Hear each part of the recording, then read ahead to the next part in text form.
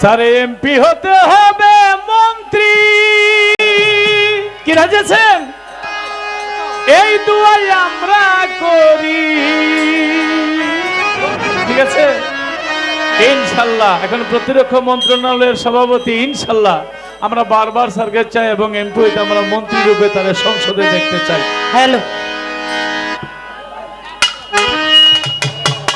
ওই 10 ধরো, কত ধরছো? 10 10 10 10 10 ই ই